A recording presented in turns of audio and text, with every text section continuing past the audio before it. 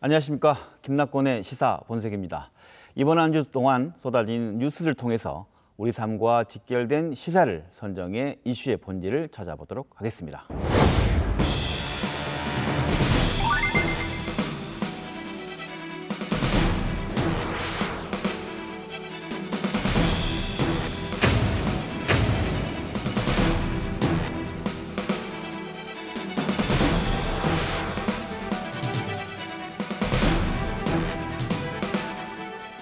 네, 한 해를 마무리하는 시기에 돌입하면서 사회각계에서 올 한 해를 관통한 말들을 뽑고 있습니다. 올 한 해 정치권을 흔들었던 키워드를 꼽자면 신속 처리 법안, 패스트트랙을 빼놓을 수가 없을 것입니다. 선거법 개정안과 공수처법, 검경수사권 조정안이 패스트트랙으로 지정되면서 2019년 정치권은 극한 대립을 겪었죠. 특히 공수처법과 검경수사권 조정안은 검찰개혁과 관련된 만큼 정치권 대립을 넘어 검찰 반발도 거센데요. 때문에 검찰개혁 법제화의 길은 여전히 험난해 보입니다. 오늘 김낙곤의 시사 본색은 전국을 돌며 검찰개혁 토크 콘서트를 열어 시민들과 함께 검찰개혁에 대한 공감대를 만들어가고 있는 국회의원 두 분을 모셔고 이야기를 나눠보도록 하겠습니다. 네, 더불어민주당 이종걸 의원 나오셨습니다. 네, 안녕하셨습니까? 이종걸입니다. 네, 반갑습니다.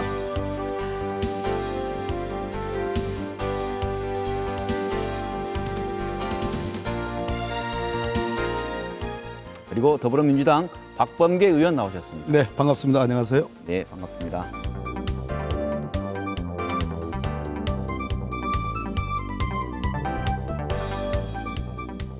현재 더불어민주당 검찰개혁특별위원회에서 앞서 말씀드린 것처럼 전국을 돌며 검찰개혁에 대한 토크 콘서트를 열고 계신데 국민들 입장에서는 궁금하죠. 왜 지금 검찰개혁인가? 경제 문제 얘기도 나오고 남북 문제 어렵고 하는데 지금 또 특히나 국회 상황도 아주 복잡하고 하는데 그동안 검찰개혁특별위원회가 무엇을 위해 구성됐고 활동 성과는 무엇인가 궁금할 수 있을 건데 짧게 인사말 시작으로 한 말씀 해주시면 어떨까요? 예, 지난번에 검찰청 앞에 네. 서초역 사거리인데요. 그곳에서 한 100만 이상이 모였습니다. 네. 보통 이제 정권 퇴진 뭐 이런 정도의 구호들이 대부분 많은 국민들이 집약적인 언어를 쓰는데 거기서는 공수처법 통과시켜라. 검찰개혁 이행하라. 이것이 주 태제였습니다. 네네. 어찌 보면 검찰개혁 어려운 얘기죠. 아마 그 모이신 100만 명 중에 검사 자식 두신 분은 좀 있을지 몰라도 검찰청 가서 조사받은 분은 뭐 몇 분 안 될 겁니다. 그렇죠. 그럼에도 불구하고 그 많은 분들의 집약된 구호가 검찰개혁이었습니다. 놀랬습니다. 네. 그동안 정권을 관통해서 매번마다 검찰개혁한다라고 하는 걸 공약도 내세우고 하려고 했습니다. 안 됐습니다. 이번에 문재인 정부 대통령께서 검찰개혁 공약을 하셨어요. 그리고 어느 정권보다도 훨씬 더 강력한 의지로 검찰개혁을 하고자 합니다. 그런데 지금 이제 국회까지 이어지는 그 프로세스는 국민 아시다시피 잘 안 되지 않습니까? 네, 네. 물론 정치권이 서로 의견이 달려서 막는 것도 있지만 검찰의 힘입니다. 검찰이 가지고 있는 무소불위의 힘, 그것이 스스로의 개혁을 막고 있는 것이죠. 그렇기 때문에 네. 이번에야말로 정말 민생도 어렵고 경제도 어렵고 그 해야 될 일이 너무 많습니다만 이번 요 시기에 검찰개혁은 일정한 소기의 성과를 거둬야 되겠다라고 하는 것이 문재인 정부의 입장이고 네네. 또 민주당의 반드시 해야 될 의지입니다. 우리 광주 전남의 많은 광주 MBC를 시청하시는 많은 그 시민들이 전국 어느 지역보다도 검찰개혁에 대한 열망이 뜨겁습니다. 네. 검찰개혁의 시작은 이미 고인이 되신 김대중 대통령님이 검찰이 바로 서야 나라가 바로 선다라는 유명한 정말 휘호를 남기셨잖아요. 네. 검찰이 바로 서는 것이 뭘까요? 그러니까 대한민국이 부패하지 않는 나라, 청렴한 나라로 가는 문제가 경제하고도 밀접한 관련이 있습니다. 우리 김낙곤 국장님이 왜 경제 문제가 아닌 검찰 개혁이 그렇게 뜨거운 이슈가 되어 있느냐라는 네. 지적을 하셨는데 실제로 검찰이 바로 서야지 나라가 부패하지 않고 권력형 비리가 발부될 틈이 없는 것이고 네. 또 검찰이 비례성과 등가성 여러 가지 평등의 원칙 누구에게는 공정하고 누구에게는 아주 불편한 그래서 공정함을 잃는 그런 검찰이 되고 검찰이 또 무소불위의 권한을 집중함으로써 검찰 스스로가 타락하고 부패하는 이러한 현상이 실제로 경제 문제에도 굉장히 영향을 미치고 나라의 경쟁력 지수를 떨어뜨리는 원인이 됩니다. 그런 측면에서 검찰개혁은 단순한 검찰의 힘을 빼는 그런 차원의 문제가 아니고 대한민국을 지금 OECD 12번째 나라 아닙니까? 대한민국을 정말 5번째 손가락 안에 꼽게 할 수 있는 그런 중요한 과제입니다. 그런 측면에서 지금 우리 존경하는 이종결 의원님이 말씀하셨듯이 서초동에 모이신 네. 검찰개혁을 염원하는 우리 국민들 공수처를 설치해달라는 정말 그 염원은 60% 넘는 한때는 80%에 가까운 그런 지지를 받았습니다. 그렇기 때문에 이번에야말로 반드시 검찰개혁을 해내야 된다고 생각합니다. 그런 측면에서 그 검찰 개혁에 관해 검찰이 가진 권한이라든가 문제점 이런 걸 이종걸 의원이 앞서 말씀하신 것처럼 과거에는 그렇게 피부로 검찰에 가본 사람이 그 서초동에 모인 분 중에 몇 명이나 있었겠냐 말씀하셨는데 무엇의 문제점을 권한이나 뭘 느꼈고 그런 걸 공감했기에 검찰 개혁에 대한 얘기가 나왔다고 생각하시는지 또 설명해 주시면 고맙겠는데 어떻습니까? 검찰이 이제 권력화된 거죠. 네. 또 지금 말씀하신 것처럼 권력이지만 또 무소불위의 권력이 된 거죠. 네. 검찰에 사실 해야 될 일은 죄 지은 사람, 네. 국민들에게 평등하게 어떤 사람은 죄 지었고 어떤 사람은 죄 안 졌는데 죄 안 진 사람 죄 짓게 만들고 죄 진 사람을 죄 안 진 것처럼 만들면 안 되는 것이죠. 네. 그러니까 형사 처벌을 받아야 될 형사법을 위반한 사람들이 거기에 맞게 처분을 받도록 하는 것. 또 그리고 실체적 진실을 그대로 발견해서 그대로 있는 대로 처벌할 수 있도록 하는 것. 그런데 검찰이 거기에 재주를 부리고 어떤 사람은 처벌해야 되는데 어떤 힘에 의해서 처벌 안 하고 또 잘 못하고 어떤 사람은 큰 범죄를 저지르는데 조그맣게만 처벌하고 죄 안 진 사람도 어떻게 보면 뭐 미세한 죄를 좀 지은 것을 찾아내 가지고 큰 죄를 지은 것처럼 한다든지 이런 식으로 해서 국민들에게 뭔가 평등권을 침해하고 네. 형사사법에 있어서의 불균등성, 왜곡 현상이 일어난다라고 해서 사회 정의에 어긋난다라고 판단되게 하는 것. 그것이 이제 물론 자기 문제는 아닐지 몰라도 나라의 문제, 나라의 어떤 큰 권력 행위에 의해서 왜곡돼서 나라가 잘못돼 가고 있다라고 하고 느끼게 하는 것. 뭐 이렇게 되면 그것은 국민들에게 큰 이제 검찰 개혁의 이제 필요성을 느끼게 하는 것이죠. 우리나라 검찰만한 권한을 갖고 있는 나라가 전 세계에 있다고 생각하십니까? 네, 질문 유형상 없는 것 같습니다. 네. 실제로 네. 없습니다. 그러니까 어떻게 되는 건지 말씀해 주시죠. 우리나라 검찰은 수사권을 거의 독점하다시피 하고요. 경찰이 수사권을 갖고 있다고 하나 실제로는 검찰의 손아귀에 다 잡혀 있는 거죠. 그래서 그걸 수사지휘권, 수사권, 수사지휘권. 그다음에 오로지 유일한 기소기관입니다. 소추권이라는 공소제기권이 있고, 그다음에 공소제기한 다음에 재판을 오로지 독점적으로 할 수 있는 공소유지권이라는 게 있고, 그다음에 형이 확정이 되면 그것을 집행할 수 있는 형집행권. 이 5가지를 갖고 있습니다. 거기다가 부차적으로는 유일한 영장 청구권자. 그다음에 대통령의 고유 권한이라 할 수 있는 사면 복권도 실상은 법무부에 파견 나가 있는 검사들이 그 밑그림을 그립니다. 그런 측면에서 사실상 관여를 하죠. 그래서 6대, 7대 이런 권한들을 갖고 있는 겁니다. 그래서 그걸 가리켜서 언필칭 무소불위의 권한을 갖고 있다. 그럼 무소불위의 권한을 갖고 있으면 그것을 바르게 행사하고 공정하게 행사하고 공평하게 행사하면 문제가 안 되는데, 그리고 썩지 않으면 문제가 안 되는데, 무소불위의 독점적 권력을 갖고 있으면 썩게 돼 있는 것이고 부패하게 나름이고 누구도 외부로부터 견제받지 않고 또 그 권한을 남용하게 됩니다. 그러니까 지금 말씀하신 것처럼 작은 죄를 졌는데 큰 죄를 진 사람처럼 취급하는 것, 또 죄를 졌는데 그것을 은폐하고 숨겨주는 것. 또 정말로 말 그대로 뭐 벌금형에 해당하는 사안인데 그것이 징역형에 해당하는 사안으로 침소봉대해서 나중에는 아니면 말고식으로 그냥 덮는 것. 이런 등등의 여러 부작용들을 남겼죠. 그런 측면에서 지금 우리 국민들은 네. 검찰개혁이라 했을 때 최초의 공수처가 만들어질 때는 검찰과 집권층, 즉 대통령을 비롯한 권력과의 유착으로 인해서 권력형 비리를 숨기는 거, 그 부작용을 막기 위해서 공수처를 얘기했는데 지금 문재인 정부 들어서 문재인 대통령이나 어느 분이 지금 윤석열 검찰총장이 이끄는 대한민국 검찰한테 그거 수사하지 마라, 간섭하는 거 없지 않습니까? 거꾸로 지금 오히려 권력에 가까이 있다는 이유로, 대통령과 가까이 있다는 이유로 먼지 털듯이 그냥 완전히 그냥 바닥을 그냥 끝까지 보는 그러한, 제가 보기에는 과잉 수사거든요. 그런 수사를 하고 있어서 권력형 비리를 유착을 통해서 숨겨주는 게 아니라 지금은 국민들이 일종의 불안감을 갖고 있다. 즉 무소불위의 권한을 갖고 있는 검찰이 그 권한을 남용해서 과잉 행사해서 인권이 침해될 수 있다는 것을 우려하고 누군가는 그러한 검찰에 고삐를 좀 쥐어줄 그런 견제 수단이 필요하다. 그것이 공수처다. 이런 말씀을 드리는 겁니다.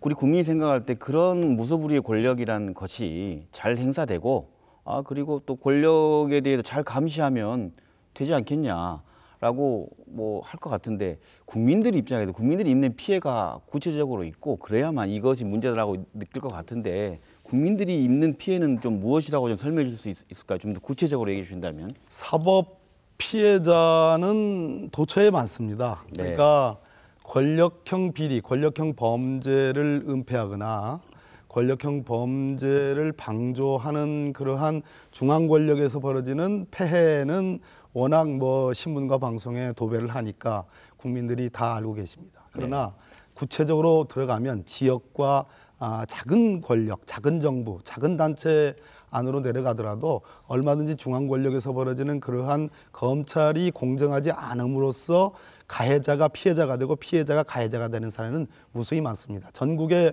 수많은 사법 피해자들이 많이 있고요. 또 하나 가해자가 피해자로 둔갑하는 경우는 물론이고 어떤 경우는 왜 나만 가지고 그럽니까? 라는 그런 원성을 많이 듣습니다. 건축허가 비리에서 시작해가지고 여러 가지 민생범죄, 식품위생법 위반 범죄, 심지어 소위 성매매로 표현되는 윤락행위 등 방지법 위반 범죄 등등까지 할 것 없이 어떤 사람은 운이 나빠서 단속돼서 걸리고 어떤 사람은 정말 수사기관 잘못 만나가지고 네. 자기가 지은 죄보다 많이 처벌받고 어떤 사람은 솔직한 얘기로 단속되는 거 다 알려줘가지고 숨을 수 있고 가릴 수 있는 기회가 만들어지고 어떤 사람은 그렇게 해가지고 단속이 돼서 가더라도 백이 있으면 뭐 그렇게 중하게 처벌받지 않고 사실상 방면되고 하는 이러한 사례들은 전국에 도처에 무수히 많이 있다는 겁니다. 그래서 검찰 권력이 말 그대로 공정하지 않으면 이러한 현상은 대한민국의 상위층이든 중위층이든 하위층이든 국민 일반적으로 벌어질 수 있는 현상이기 때문에 그것이 국가 경쟁력을 망치게 되고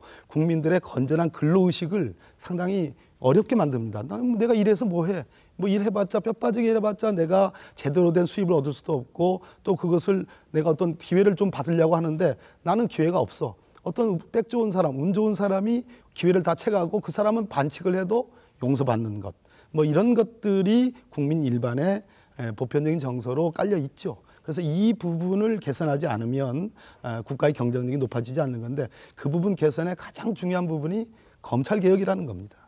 이번에 조국 예. 장관 사태를 보고 국민들은 많이 이제 깨달았을 겁니다. 네.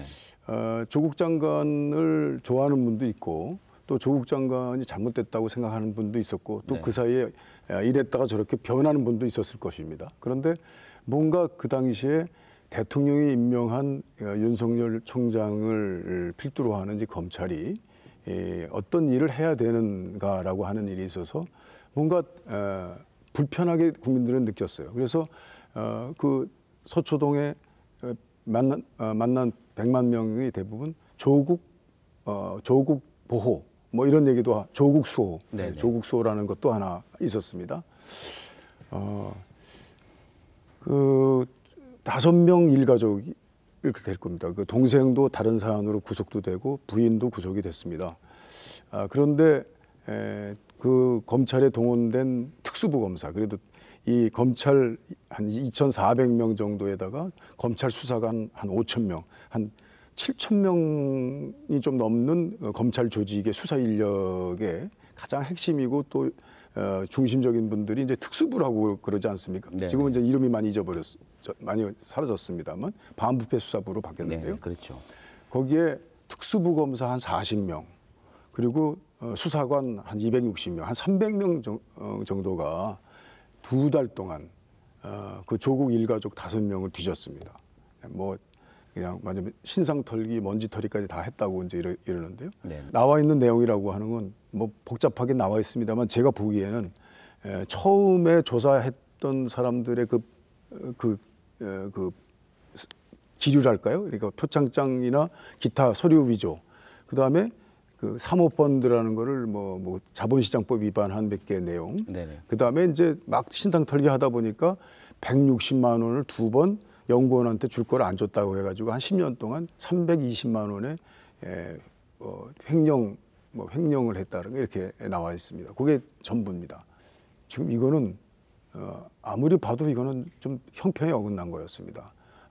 그 검찰이 제대로 적정하게 그 검찰의 권한을 행사했다고 보기 어려웠던 거죠. 검찰에 남용이 있었거나 오용이 있었거나 아니면 불법 수사가 있었거나 뭐 여러 가지 국민적 불편을 이루게 하는 일들이 있었던 거죠. 말씀 들어보면 조국 이번 사태를 통해서 봤을 때 조국의 지지 여부와 관계없이 일반 개인적인 국민들도 이러한 상황에서 어떤 검찰 개혁의 견제가 없다면 문제가 있을 수 있겠구나라는 어떤 공감대가 형성된 게 있지 않았냐 그런 말씀인 것 같은데 어떻습니까? 그러니까 다시 이제 좀 정리를 해보면 네.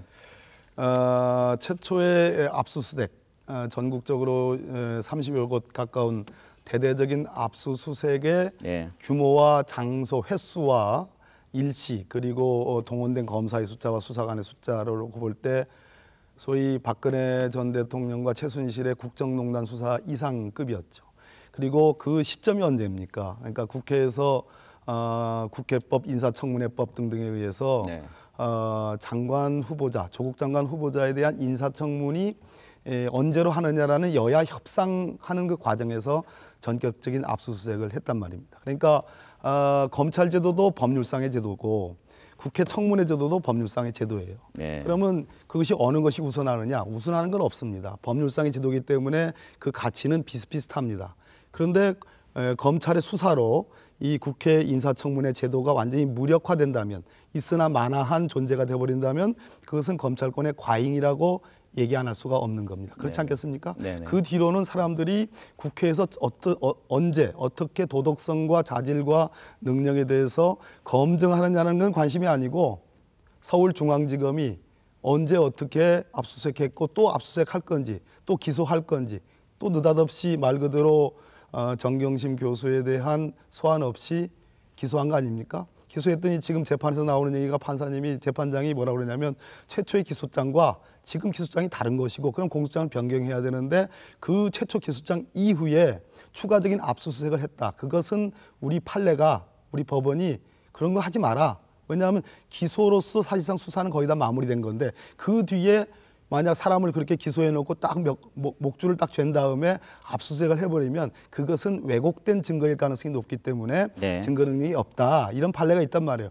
그래서 재판장이 경고를 한 겁니다. 그렇듯이 지금 문제가 되는 것은 검찰권의 과잉이다. 그 과잉을 누군가는 어떤 기관이든 간에 통제를 해야 돼서 검찰 스스로가 한 2천여 명이 넘는 검사들이 총장을 비롯해서 야 우리도 견제받을 수 있겠구나. 우리도 잘못하면 과잉하거나 남용하면 정치적 중립성을 잃으면 우리도 누군가에 의해서 견제받고 잘못하면 처벌받을 수 있겠구나라는 네. 그러한 경고가 있어야지 자제가 되는 거지. 그렇지 않으면 자제가 안 된다는 얘기입니다. 네, 그래서 그동안 그 검찰 시스템이 견제 없으면 안 된다고 해서 검찰 개혁을 항상 어느 정권이나 얘기해 왔지 않습니까? 그래서 해결하는 곳은 정치권이었고 정치권에서 그 몸집을 키워온 검찰에 대한 통제를 항상 고민해 왔는데 삼권 분립의 임무를 담당한 입법부에서 이 문제를 그동안 무엇을 했는지 좀 자문해 봐야지 않을 수 없을 것 같아요. 국회 내 검찰 개혁을 가로막은 거 무엇입니까 도대체? 예. 지금 현재는 검찰 개혁이라고 하는 것이 네. 100을 원한다고 하면 한 20% 정도의 내용을 담고 있는 것이 이제 검찰 개혁이라는 형태로 해서 국회에 상정됐습니다. 100을 원하는데 20%만 와 있다. 그런데 네. 이제 그 법을 네. 자유한국당이 네. 대체로 자유한국당 중심으로 일군의 의원들이 이제 반대를 해서 네. 패스트트랙이라고 하는 법에 의해서 네. 이제 국회에 이제 지금 꼭 처리될 날을 기다리고 있는데요. 네. 그 내용이 하나는 검경 수사권조. 수사를 하는 과정에서 지금까지는 검찰이 수사 주재자라고 하고 그 많은 경찰들은 이제 수사 보조자로서 수사기관의 지위를 네. 가지고 있었죠. 그런데 그거를 일부 범죄, 이제 일반 뭐 과폭절의 무슨 과실이라든지 일반 국민들이 접할 수 있는 범죄 행위를 한 30% 놓고 보면 30%의 경우에는 이제 검찰이 손을 사실상 떼고 경찰에게 수사 종결권까지 주는, 그래서 검경 수사권 조정을 한 30% 정도는 예. 경찰에게 수사를 주고 그 경우에는 수사지휘도 안 하도록 하는 그런 것을 한 30%. 그 다음에 검찰이 기존대로 그대로 직접 수사도 하고 영장도 하고 뭐 다 할 수 있는 소위 중요 사건이라고 하는 거, 뭐 경제범죄 사건, 뭐 뇌물 사건, 뭐 이런 것들이요. 이런 것들이 한 30%. 그 다음에 30%는 아까 말씀드린 6,400명 정도에 해당하는 고위공직자에 대한 수사는 공수처라고 하는 별도의 조직을 만들어서 그것은 이제 별도로 좀 다른 로직으로 수사를 하고 이제 처벌하고 또 기소할 수 있게끔 하는 이제 그런 세 가지로 나눠서 법이 진행되고 있는데 그런데 이제 특히나 지금 자유한국당이 절대로 할 수 없다라고 하는 것이 이제 공수처법입니다. 공수처법은 왠지 저는 모르겠어요. 공수처법은 할 수 없다라고 하면서 황교안 대표가 뭐 단식까지 하고 지금 뭐 전국 순회하다가 이제 지금 이제 벌써 누운 것 같은데요. 뭐 건강이 그것 때문에 건강이 상해서는 안 되겠습니다만 그러나 제가 볼 때는 공수처법은요 예전 이회창 전 대표, 그러니까 지금 자유한국당은 아니지만 자유한국당의 전신인 한 새누리당인가 한나라당에서 가장 그 공직자 사회와 우리 대한민국의 형평과 공평을 만들기 위해서는 공직자 수사 비처 같은 것이 만들어져야 된다 이렇게 하신 적이 있고 또 그 이후에도 뭐 김문수 의원이라든지 그쪽 계열의 큰 정치인들이 그 공수처라는 그 유사한 제도에 대해서 꼭 해야 된다라고 했어요. 근데 이번 자유한국당만은 왜 그런지 모르겠어요. 저도 이유를 알 수가 없어요. 그 당시에 우리가 패스트트랙 할 때 80% 정도에 가까운 정도의 지지를 받던 것입니다. 일반 국민들은 이 공수처법에 대한 좀 소개를 할 필요가 있겠다 해서 저희들이 이렇게 전국도 다니고 있습니다만 그 공수처법 그렇게 세 가지로 나눠져 있어서 우리가 거기에 적절한 대응을 하고 있습니다. 국회는 뭘 했나? 왜 그걸 지금까지 20년 동안 공수처법 얘기를 했는데 검찰개혁 얘기했는데 왜 지금까지 달성하지 못했냐? 뭐 이런 측면의 지적일 수 있다고 봅니다. 그동안 검찰개혁의 역사가 굉장히 오래된 역사입니다. 김대중 대통령 때 아까 제가 말씀을 드렸고 실제로 검찰개혁이 주요 국정과제가 된 것은 참여정부 노무현 대통령 때부터였습니다. 그때에 일부 검찰개혁이 됐고요. 인사권에 관련된 인사위원회가 만들어지고 일부 됐고 또 이명박 정부 때 2011년도에 검경 수사권 조정이 일부 됐습니다. 그래서 경찰의 수사 개시 진행권이 만들어졌고요. 지금 검경 수사권 조정은 수사 종결권을 가져가는 문제 아니겠습니까? 그런데 아시다시피 국회라는 게 다수결의 원리에 의해서 모두 다 국민의 대표로 300명 가까운 국회의원들이 만든 회의체가 국회입니다. 300명에 가까운 사람들이 국회의원들이 있는데 다수결의 원리가 지배하지 않으면 결론을 내지 못합니다. 근데 우리 국회는 결론을 내지 못하는 국회가 되어버렸습니다. 과거에 국회 선진화법이 만들어지기 전에는 국회 선진화법이 자유한국당 전신이 주장해가지고 만들어진 법입니다. 이 법이 소위 동물국회가 있었습니다. 아시죠? 뭐 해머로 두드려 패고 뭐 멱살 잡기 기본이고 해 토픽에 많이 나오죠. 단상 점거하는 거 보통이고 그 동물국회의 폐해를 막기 위해서 식물국회로 가자. 그렇게 해가지고 식물국회는 아니죠. 그 원하는 바는 아니죠. 국회 선진화법이 만들어졌는데 거기 그 법으로 가다 보니까 5분의 3 혹은 3분의 2라는 절대 의결 정족수가 필요한 거가 돼버렸습니다. 근데 아시다시피 지금 우리 국회는 다당제입니다.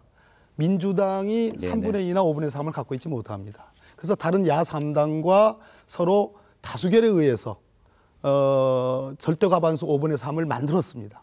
그래서 패스트트랙을 실었습니다. 그게 지난 4월 달 얘기입니다. 4월 30일이었던 것 4월 30일. 네네. 그런데 그 당시 무슨 일이 벌어졌느냐. 동물국회는 완전히 없어졌을 것으로 가상했고 실제로 그렇게 돼 왔던 국회 선진화법이 완전히 무력화됐습니다. 다시 동물국회가 재현됐습니다. 왜? 모든 회의장을 다 점거하고 최입의 의원 같은 경우에는 감금을 했고 또 국회의원과 팩스가 완전히 장악이 될 정도로 그런 동물국회가 벌어진 겁니다. 저희 민주당으로서는 어쩔 수 없이 당연히 회의장에 들어가서 다수결의 원리에 따라서 5분의 3이 동의하는 이 법안을 태워야 됐습니다. 그래서 억지로 태웠습니다. 말 그대로 정말 저러한 육탄 방어를 저희들이 무릅쓰고 회의장에 들어가서 패스트를 태웠습니다. 지금 이제 11월 27일 지나서 12월 3일 되면 선거법 개정안과 공수처법과 검경수사권 조정안 이것이 이제 카운트다운이 시작됐습니다. 자, 지금 어떤 일이 벌어졌습니까? 이틀 전에 국회에서 200건의 민생법, 민식이법 등 여러 정말 안전과 관련된 또 소부장법, 또 여러 법들이 있습니다. 또 데이터 3법, 전부 다 나라의 민생과 경제에 관련된 법입니다. 다 상임위원회에서는 여야 간의 합의가 된 법들입니다. 뭐 유치원법은 차치하더라요. 그런데 말 그대로 정쟁을 위한 수단으로서 국회를 그냥 다시 또 틀어주는 겁니다. 모든 법안에 대해서 다 필리버스터를 하겠다. 그래서 수십 시간, 수일째 계속 하겠다라고 나오는 저 발상을 보면서 완전히 이건 법을 다시 또 무력화시키는 겁니다. 그런 측면에서 국회는 뭘 했느냐라는 이 질문은 맞는 질문이긴 하지만 저희로서는 상당히 억울하고 정말 이 대목에서는 패스트트랙 반드시 이번엔 통과를 시켜야 되겠다 이런 말씀 드리는 겁니다. 지금 토크 콘서트의 주제가 공수처에 대한 오해와 진실인 거고 시민들의 물음은 이게 이렇게 지금 시민들에게 중요한 것인 거고 무엇인가를 두 분에게 설명을 듣고 이해하고 싶으실 것 같아요. 그런 측면에서 이번에 토크 콘서트에 오신 공수처에 대한 오해와 진실 측면에서 좀 얘기를 좀 해주셨으면 좋겠습니다. 그런 측면에서 공수처에 대한 얘기, 이것에 대한 공직자 비리 수사처가 왜 필요하고 이게 왜 국민을 위해서 지금 당장 해야 되는 일인지 좀 설명해 주신다면요.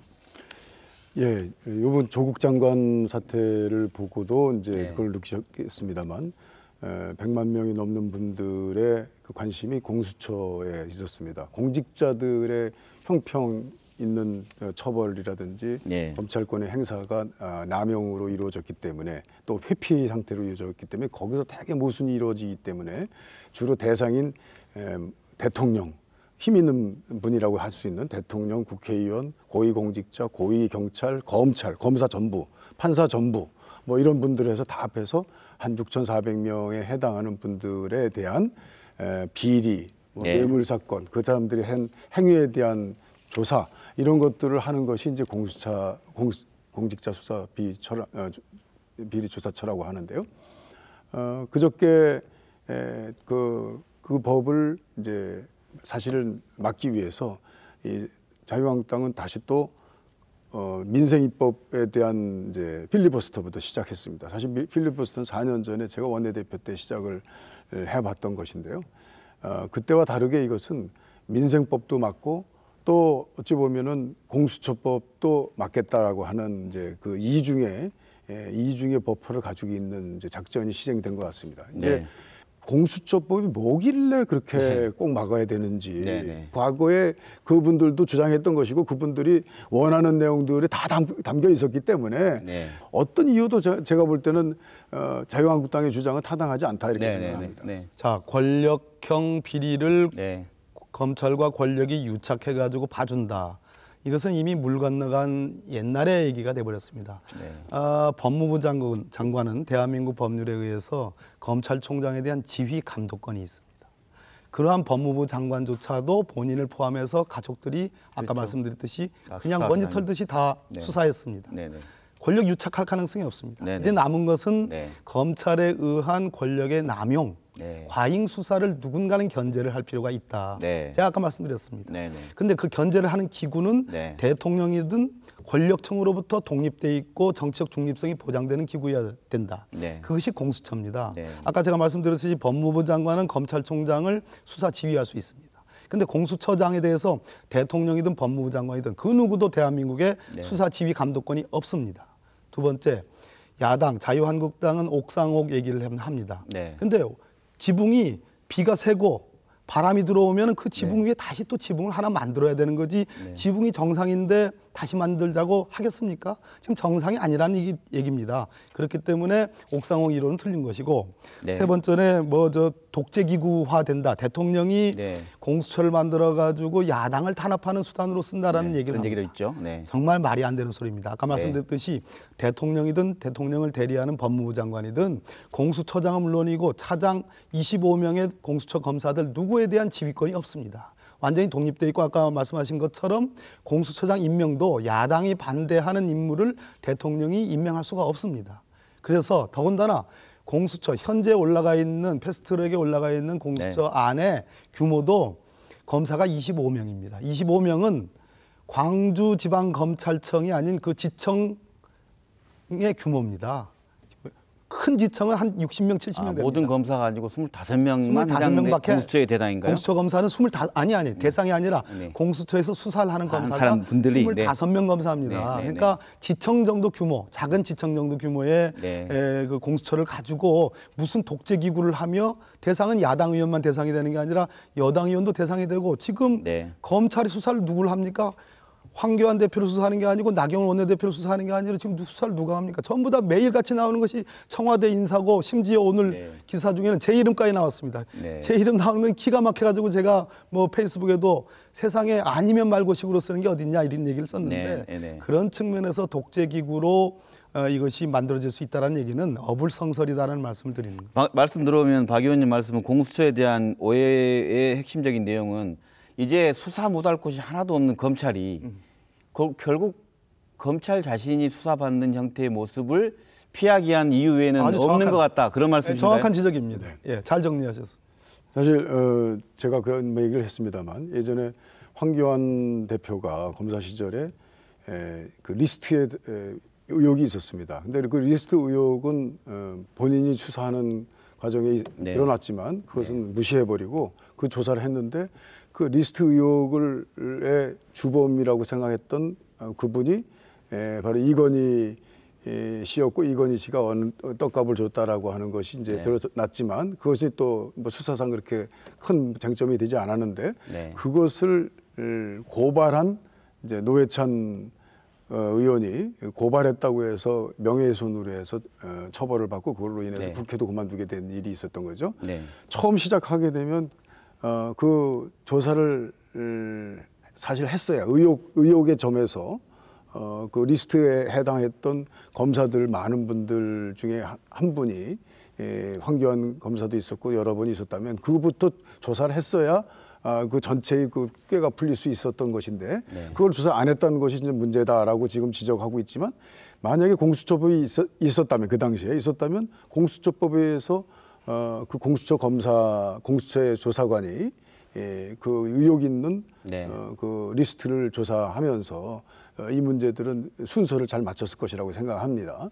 말씀하신 것처럼 네. 공수처장이 독립해서 그 고위공직자들에 대한 조사를 하는 것 이것이 검찰 개혁에서도 좀 제일 중요한 내용이고 검찰이 제대로 하지 못해서 검찰 전체가 다 비난을 받고 형평성을 이루지 못하고 있다라고 얘기하고 있기 때문에 그 공수처장을 이제 뽑는 것 이것이 지금 제가 볼 때는 네. 자유한국당이 지적하는 가장 대표적인 이제 그 핵심이라고 생각한다면 네. 거기에 과연 공수처장을 뽑는 추천위원회가 이제 7명으로 구성되어 있는데 6명을 뽑는 2명을 뽑는 공수처장이 2명의 후보를 뽑는 분이 6명입니다. 그러니까 7명 중에 1명만 반대하면 안 되는데요. 1명까지만 반대하면 되는데 그 6명의 권리 그러니까 말하자면 야당이 과연 그에 대해서 어떤 좌우할 수 있는 뜻이 있느냐 없느냐라고 하는 것에 야당은 2명을 추천할 수 있고 여당이 2명 추천할 수 있고 그다음에 나머지 이제 3명이 법원행정처장, 네네. 법무부 장관, 그다음에 대한변호사협회 회장 이렇게 이제 3분인데 그때 만약에 공수처장의 후보자로서 갑론을박할 때 자유한국당이 야당으로서 한 석만 반대하면 네네.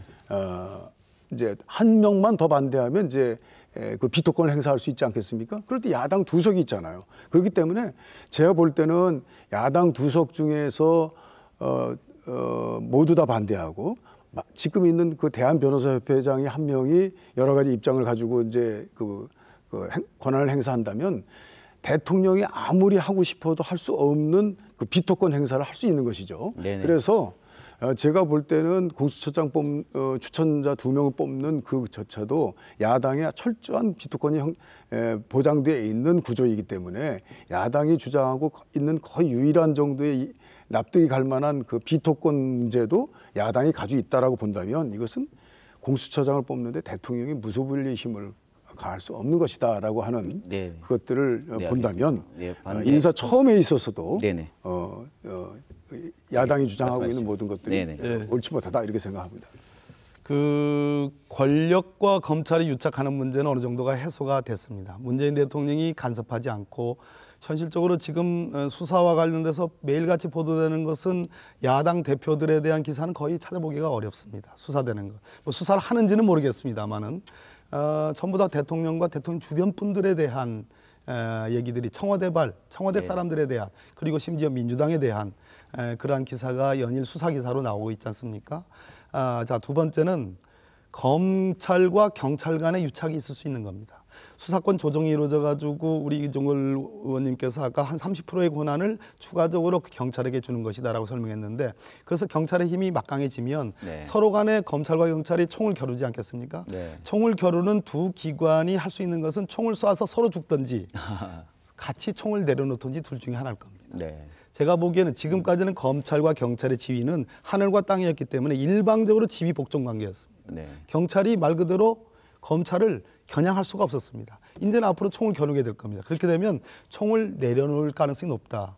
그런 경우에 제3의 기관이 누군가는 통제를 해야 될 필요가 있는 겁니다. 네. 세 번째는 가장 중요한 검찰과 언론과의 유착입니다. 네. 언론에 먼저 나고 어떤 메커니즘으로 나는지는 아는 사람 다 압니다. 네네. 밤에 사회부 하셔봤죠? 네네. 솔직한 얘기 아는 분들 다 압니다. 밤에 어떻게 해가지고 다음날 큰 기사로 나옵니다. 큰 기사가 나오면 기다렸다는 듯이 수사가 시작됩니다. 압수수색이 진행됩니다. 그것이 기본적인 포맷입니다. 그랬을 때에 자 오랜 동안 검찰과 언론 사이에서는 특수한 관계가 있었습니다. 네. 특수한 유착 관계가 있었습니다. 그것을 깰 수 있는 방법이 뭘까요? 제가 보기에는 새로운 기관을 만들어서 언론과 유착되지 않는, 전 뭐 언론을 일반적으로 얘기하는 건 아닙니다. 네. 특수한 경우에 언론을 얘기하는 겁니다. 그래서 새로운 기관을 만들어 가지고 새로운 기관에 의해서 언론과 유착되지 않는 가짜 뉴스가 수사의 단서가 되는 일은 막아야 되겠다. 그런 측면에서 저는 공수처가 반드시 필요하다고 생각합니다. 대한민국의 제도는 헌법상 제도에 네. 경찰은 영장을 하는데 어떤 권한이 없고 검찰이 영장 청구하는 독점권을 가지고 있습니다. 영장이라는 게 강제 수사의 진입구이기 때문에 모든 그 30%의 수사에 관련해서도 검찰이 예. 경찰의 수사에 영장 청구, 강제 수사에 관여를 할 수 있기 때문에 네. 제가 볼 때는 하나의 수사의 권한에 경찰과 검찰이 모두 다 이렇게 나눠 갖는 분배하고 서로 협조 관계를 갖거나 아니면 서로 공유하는 그런 체제가 다른 나라 제도에 비해서 우리가 강하게 있기 때문에 네. 말하자면 경찰 파쇼라든지 이런 일은 있기에는 어렵다. 지금 헌법 체제에서는. 그리고 또 하나는 독일도 또 일본도 검찰이 영장을 할 수 있습니다만 그러나 직접 수사를 하기에 어려운 것이 우리나라는 검사 이외에 검찰 수사관이라는 수가 지금 검사의 2배나 되는 네. 그 아주 유능한 수사관들이 있습니다. 그 유능한 보조 수사를 통해서 직접 수사를 통해서 영장을 직접 하는데 네. 지금 현재 이제 패스트트랙 이후에 검찰 개혁에 있어서 검찰의 직접 수사라는 것을 직접 대부분 제한해 보자라고 하는 입장이 더 커져가고 있을 때 그때 제가 볼 때는 검찰 수사관 5천 명의 검찰 수사관의 행방이 굉장히 중요하다고 생각합니다. 그 검찰 수사관의 거취를 법적으로 잘 정해서 그 직접 수사의 실질화, 직접 수사가 이제 그 검찰에서는 좀 줄여지는 거의 이제 검찰 수사와 네. 직접 수사는 이제 관계를 좀 많이 떨어뜨리는 그런 제도의 이제 실질화를 위해서는 필요하겠다 이런 생각합니다. 공수처법이 왜 필요한가에 대한 시민들을 설명하기 위해 오셨으니까 그러면 검찰이나 경찰이 특히나 뭐 이렇게 권력기관에 대한 수사를 자유롭게 할 수 있고 문제가 없다고 한다면 남아있는 거 하나는 그 무리한 수사와 기소가 시민들을 향해 있거나 아니면 그 권력기관이 일부 정치권이 제시한 것처럼 정치권에 줄대기 위해서 정권을 바뀔 거니까 그런 형태로서 이루어지는 것들을 막기 위한 법인 건지가 좀 그래도 공수처법이 필요한 건지 궁금합니다. 어떻습니까? 이제 오늘 토론이 확실히 이제 효과가 있는 것 같습니다. 그러니까 네. 권력 유착을 막는 형태의 제3의 기관이 필요하다는 것이 원래 예. 공수처 도입의 최초의 논리였습니다. 네네. 그런데 지금 검찰이 무소불위의 권한을 갖고 그것을 남용할 가능성이 있고 국민들이 인권을 원래 보호하라고 하는 공익의 대표자로서 검사가 검찰청법에 규정되어 있는데 인권을 침해해왔고 네. 할 수도 있다라는 가능성을 국민들이 이제 느꼈습니다. 네. 그런 측면에서 과잉 수사, 수사권의 남용을 막을 견제 기관이 필요하다라는 것이 지금 새로 대두되는 새로운 공수처 도입의 논리이기도 합니다. 그래서 두 가지 다 있는데요. 윤석열 검찰총장이 있는 이상은 제가 보기에는 권력을 봐줄 것 같지 않습니다. 그러나 언제나 윤석열 검찰총장만이 있게 되는 것은 아닙니다. 윤석열 검찰총장도 곧 있으면 임기가 만료되면은 네. 물러나야 됩니다. 그런 측면에서 지금 정부만을 가상하는 것이 아니라 네. 다음 정부, 어떠한 정부가 들어서든 간에 어떠한 검찰총장이 오던 간에 적어도 권력과 유착해서 권력형 비리를 비호하는 건 없애야 되겠다. 두 번째, 또 무소불위의 권한을 갖고 있는 것으로 인해서 네. 검찰이 부패하고 검찰이 수사권을 남용하고 인권을 침해하는 적법 절차가 아닌 그리고 마음대로 골라서 수사하는 아시죠?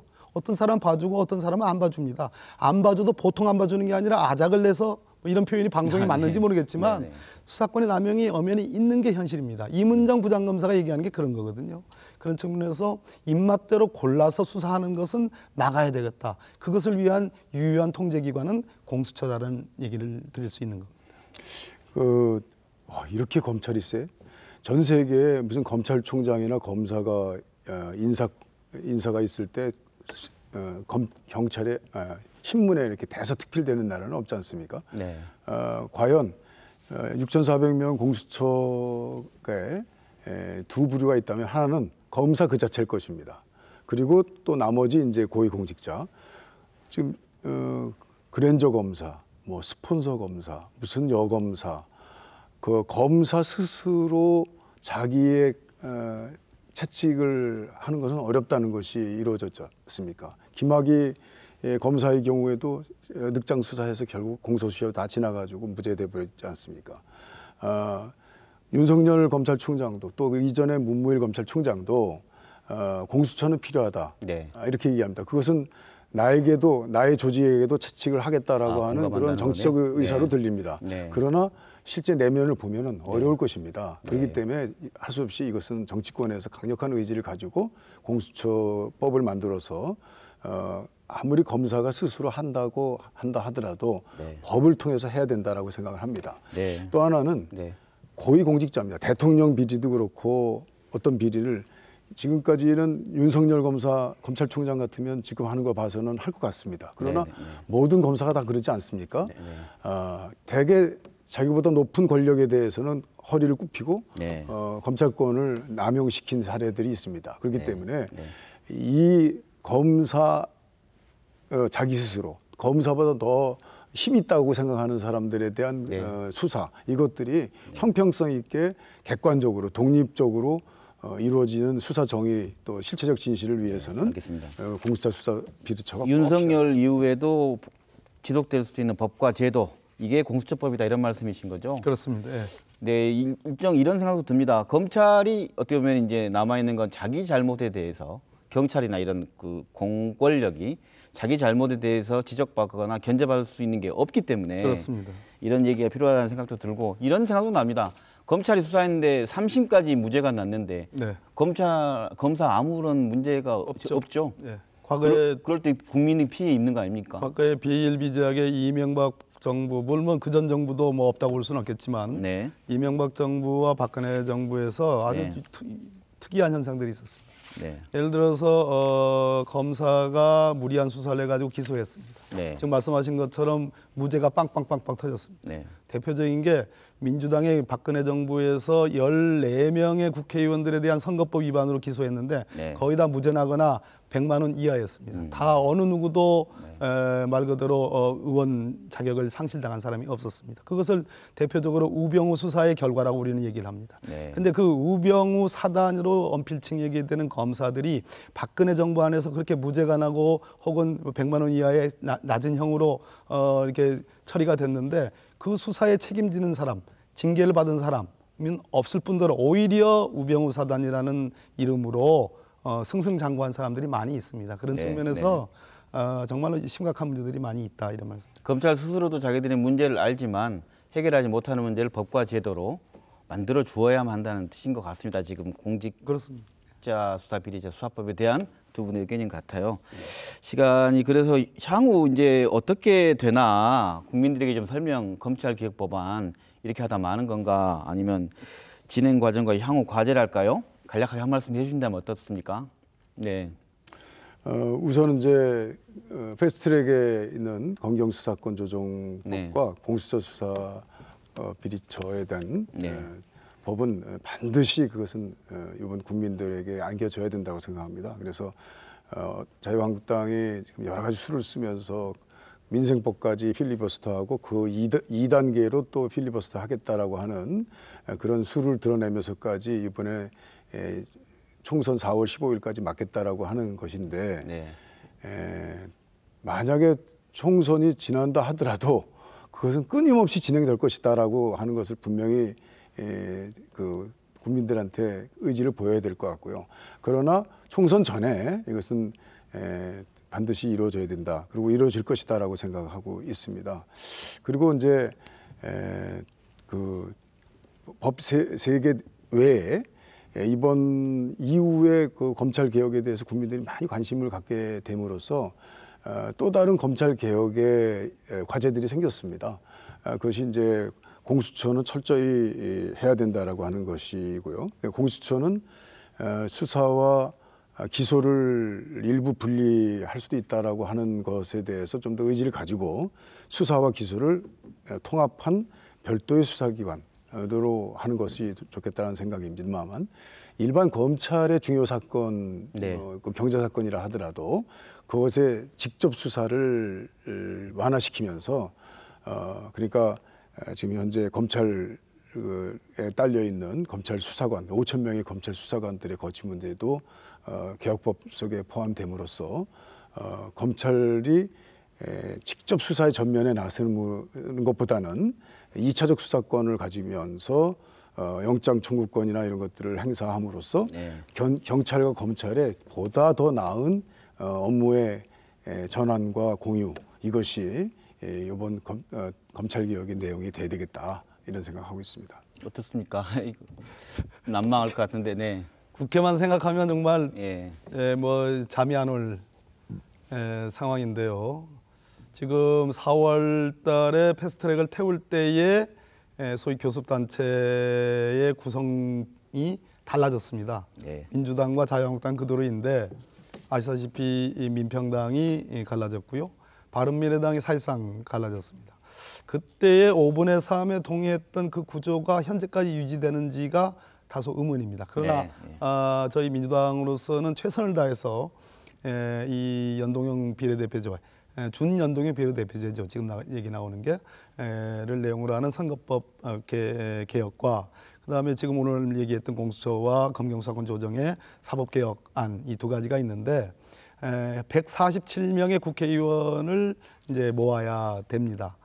근데 문제는 선거법 개혁안이 먼저 다뤄져야 되고 그다음에 이제 소위 사법개혁안이 나중에 다뤄지게 되는데 선거법 개혁안과 관련해서는 지금 여러 가지 뭐 240대 60, 뭐 250대 50 이런 그러니까 협상이 안 되니까 하는 궁여지책으로서 나오는 그러한 얘기들이 나오고 있는데 어찌됐든 간에 교섭단체의 구성이 달라졌지만 최초의 도원 결의했던 그 다수결 그 5분의 3의 다수결은 지켜져야 된다라는 그런 간곡한 말씀 드리고 두 번째는 역시 자유한국당은 뭐 처음부터 끝까지 반대했으니까 국민의 결집된 의지가 국회로 하여금 정말 법안을 자유롭게 만들 것이라는 그런 생각을 가져봅니다. 네, 알겠습니다. 말씀 들어보면 좀 쉽지 않아 보입니다. 사실 박범계 의원하고는 그 패스트트랙 통과된 직후에 국회에서 저희가 그렇습니다. 뵙고 그다음 상황에서 잘 진전될 걸로 봤지만 난항이네요. 그래서 뭐랄까요, 처음에 여쭤봤던 것처럼 남북 문제도 답답하고 경제 문제도 참 어렵고 한데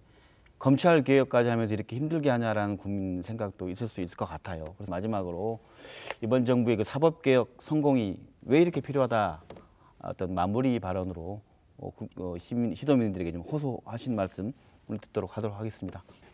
사법 정의를 지킴으로써 대한민국 정의를 지킨다라고 네. 하는 문재인 정부의 기본 생각을 네. 흔들림 없이 해 나가야 된다 이런 거 하나 하고요. 네.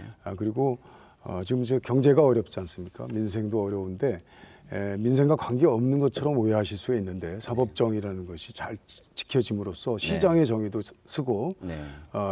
사회의 기초 질서가 만들어짐으로써 경제의 번영도 계속될 수 있다라고 하는 기초 과목을 우리가 먼저 튼튼히 하고 결코 경제 민생을 소홀히 하는 것이 아니다라고 하는 국민들에 대한 가르침을 늘 받고 같이 가겠다는 말씀을 올립니다. 네.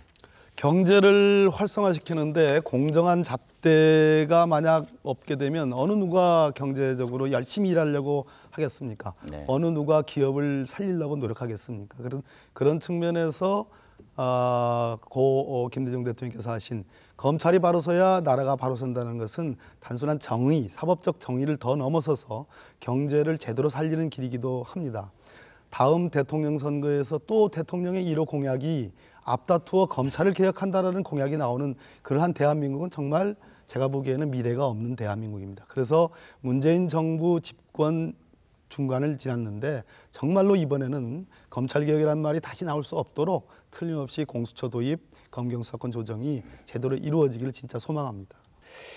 네, 캐나다의 저명한 법학 전문가 마리아나 발베레떼는 자신의 저서 법치주의 이야기에서 공권력에 대한 시민의 감시 체제가 없는 것이 범죄 문제만큼 큰 문제로 부각된다면 그것은 민주주의의 기반을 약화시키는 것이 아니라 법의 집행력과 권위를 더욱 강화시키는 특별한 움직임의 시작이 될 수 있음을 얘기했다고 합니다.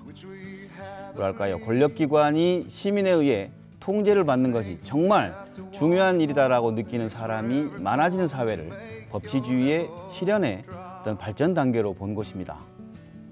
검찰이 말하는 법치주의도 시민의 감시 체제 속에 실행될 때만이 그 힘도 온전히 발휘되고 지속 가능한 형태로 완성되지 않을까 싶습니다.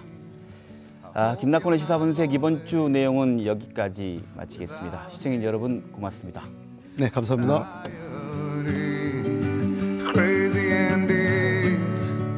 I hope you're not lonely without me. Society, have mercy on me. I hope you're not